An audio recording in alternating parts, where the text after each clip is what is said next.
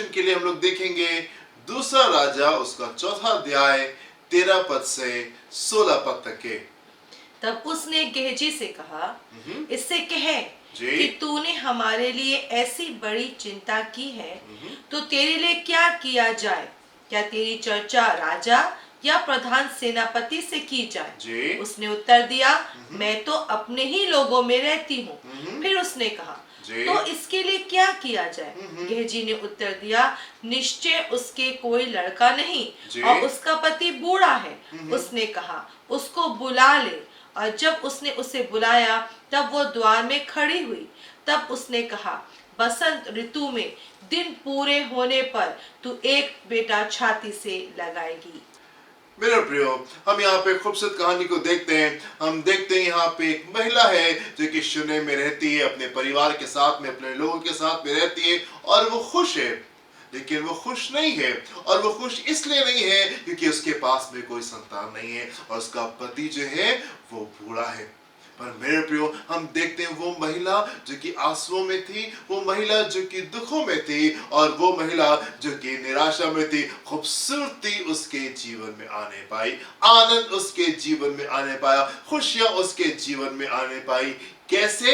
मेरे प्रियो, उसकी भलाई, उसके जीवन की भलाई उसके जीवन में एलिया को ले आई। उसके जीवन की भलाई उसके जीवन में परमेश्वर के जन को ले आई, और परमेश्वर का जन उसके जीवन में खुशियों को लेकर के आ गया। और ना सिर्फ खुशियों को लेकर आया, पर मेरे प्रिय, इस बड़े आश्चर्य कर्म के द्वारा उस पूरे क्षेत्र में परमेश्वर की बड़ी महिमा होने पाई। इस बड़े आश्चर्य कर्म के द्वारा तमाम लोग जो आसपास में रहते थे, वो जो जानते थे इसको कि इस महिला के पास में कोई संतान नहीं है, वो देख करके आनंदित होने पाए और परमेश्वर की बड़ी महिमा उस क्षेत्र में होने पाए। वो महिला जो कि दुखों में रहती थी, वो महिला जो कि आंसुओं में रहती थी, वो महिला जो कि निराशा में रहती थी, भलाई उसके जीवन में आने पाए, आनंद उसके जीवन में आने पाया। कैसे आने पाया? उसकी भलाई के कारण, उसकी भलाई के कारण, उसकी भलाई के कारण मेरे प्रियो, परमेश्वर का जन उसके जीवन में आ गया। मेरे प्रियो, मैं आपसे कहना चाहता हूं कि आपकी वफादारी का प्रतिफल आपको जरूर से मिलेगा। मेरे प्रियो, मैं आपसे कहना चाहता हूं कि आपकी विश्वास योग्यता का प्रतिफल आपको जरूर से मिलेगा। आपकी आज्ञाकारिता आपके जीवन में आनंद को लेके आएगी, आपकी वफादारी आपके जीवन में आनंद को लेके आएगी, आपके जीवन की सहनशीलता आपके जीवन में छुटकारे को लेके आएगी, आपका विश्वास आपके जीवन में आनंद को लेके आएगा। परमेश्वर के साथ में अगर आप लगे रहेंगे, परमेश्वर को थामे रहेंगे, भलाई आपके जीवन में अगर बनी रहेगी, मैं आपको उत्साहित करना चाहता हूं मेरे प्रियो कि आपके जीवन में जरूर से छुटकारा निकल करके आने पाएगा। ये महिला अपने दुखों में थी, आंसुओं में थी, निराशा में थी, पर हम देखते कि भलाई कर रही है। ये भलाई करी, इसने परमेश्वर के जन को जिसके घर के पास से निकलता था, इसने पहचान लिया और परमेश्वर के जन को अपने घर में ले आई। और जब कभी परमेश्वर का जन उस रास्ते से गुजरता था, परमेश्वर के जन को ये अपने घर में ले आती थी और उसको खाना खिलाती थी। और उसके बाद में उसने अपने पति से कह करके अपने घर में कोठरी बनवा दी और वहां पे एक पलंग रख दिया, एक लैंप रख दिया और एक कुर्सी को और एक मेज को वहां पे रख दिया कि जब कभी परमेश्वर का जन यहां से गुजरे तो वहां पे आकर के विश्राम करने पाए, वहां पे आके विश्राम करने पाए। उसके जीवन की भलाई उसके जीवन में परमेश्वर के जन को ले आई, उसके जीवन की भलाई उसके जीवन में एलिया को लेके आ गई। और एक दिन एलिया जो है वो बैठ करके सोचने लगा, परमेश्वर की आत्मा ने उससे बातचीत की और उसने अपने नौकर गेहाजी से कहा कि शूनेमित की लेडी को, इस महिला को मेरे पास बुलाओ, और क्या है जो हम इसके लिए कर सकते हैं, क्या भलाई है जो हम इसके जीवन में कर सकते हैं। इसने जो हमारे जीवन में इतनी भलाई की है, उसके एवज में हम क्या इसके लिए कर सकते हैं। और गेहाजी ने कहा, इसके पास में कोई संतान नहीं है, इसके पास में कोई संतान नहीं है। परमेश्वर के जन ने कहा, यस, अगले साल तुम्हारे पास में एक बेटा होने पाएगा, अगले साल तुम्हारे पास में एक बच्चा होने पाएगा। इसकी भलाई इसके जीवन में परमेश्वर के जन को ले आई और परमेश्वर के जन ने रास्ता दिखाया और इसकी जिंदगी में खुशियां आने पाई, आनंद आने पाया और छुटकारा आने पाया। मेरे प्रियो, मैं आपसे कहना चाहता हूं,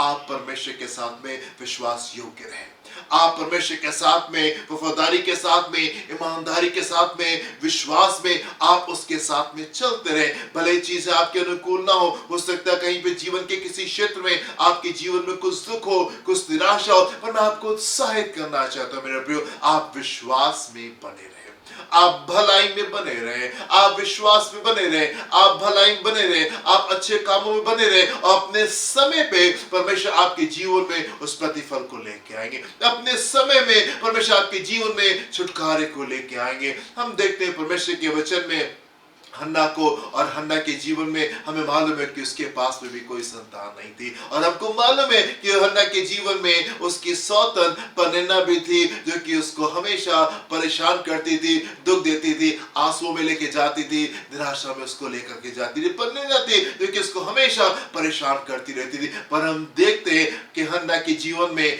भलाई बनी रही, हन्ना के जीवन में विश्वास योग्यता बनी रही, हन्ना के जीवन में सहनशीलता बनी रही, हन्ना के जीवन में विश्वास बना रहा, हन्ना का जीवन परमेश्वर के साथ में मजबूत रहा, और वो परमेश्वर के पास में आके अपने दिल के हाल को वो बयान करती रही। और एक दिन हम देखते उसके जीवन में छुटकारा आने पाया, उसके जीवन में परिवर्तन आने पाया, और परमेश्वर उसको सैमुएल से ब्लेस किया, परमेश्वर उसको सैमुएल से आशीषित किया। आपके जीवन की भलाई, आपके जीवन की विश्वास योग्यता, आपके जीवन की आज्ञाकारिता आपके जीवन में छुटकारे को लेकर के आएगी, आपके जीवन में छुटकारे को लेकर आएगी। हम अब्राहम के जीवन में देखते हैं, समय बीतता गया लेकिन अब्राहम वफादार रहा, समय बीता गया, अब्राहम जो था भलाई में बना रहा, विश्वास योग्यता में बना रहा, आज्ञाकारिता में बना रहा। हम यूसुफ के जीवन में देखते, भले उसकी परिस्थितियां कैसी क्यों ना थी, पर उसके जीवन में भलाई बनी रही, उसके जीवन में विश्वास बना रहा, उसके जीवन में आज्ञाकारिता बनी रही। और हम देखते कि अपने समय पे परमेश्वर के जीवन में छुटकारे को लेके आए, परमेश्वर अपने समय पे इनके जीवन में छुटकारे को लेके आए। क्यों? क्योंकि ये लोग वफादार रहे। क्यों? क्योंकि इन्होंने अपने जीवन में परमेश्वर को थामे रहे, परमेश्वर को पकड़े रहे, और इसलिए परमेश्वर का छुटकारा इनके जीवन में आया। और न सिर्फ परमेश्वर का छुटकारा इनके जीवन में आया, पर इनके जीवन के द्वारा परमेश्वर की बड़ी महिमा होने पाए, परमेश्वर की बड़ी महिमा होने पाए। मैं आपको उत्साहित करना चाहता हूं मेरे प्रियो, आप भलाई में बने रहें, आप विश्वास योग्यता में बने रहें, आप आनंद में बने रहें, और परमेश्वर अपने समय पे आपके जीवन में छुटकारे को लेके आएंगे। प्रभु आपको आशीष दें। अपनी आंखों को बंद करेंगे और प्रार्थना करेंगे। खुदा परमेश्वर, हम आपके सम्मुख आते हैं, और हम चाहते अपने हाथ को बढ़ा करके अपने लोगों को छुएं, और आप उनको आशीषित करें, और आप उनकी सहायता करें। खुदावन कि चाहे जीवन में कैसे उतार चढ़ाव क्यों नहीं आए, वो भलाई में बने रहें, वो विश्वास योग्यता में बने रहें, वो आनंद में बने रहें, वो आज्ञाकारिता में बने रहें। और पिता परमेश्वर, प्रार्थना करते हैं कि आप अपने लोगों के जीवन में आप छुटकारे को लेके आए, आप अपने लोगों के जीवन में आप छुटकारे को लेके आए, आनंद को लेके आए, खुशियों को लेके आए। यीशु के नाम से मांगते हैं, सुनिएगा, ग्रहण कीजिएगा। Amen and amen. Hallelujah. God bless you, my dear friends. प्रभु आपको आशीष दे। जय मसीह की।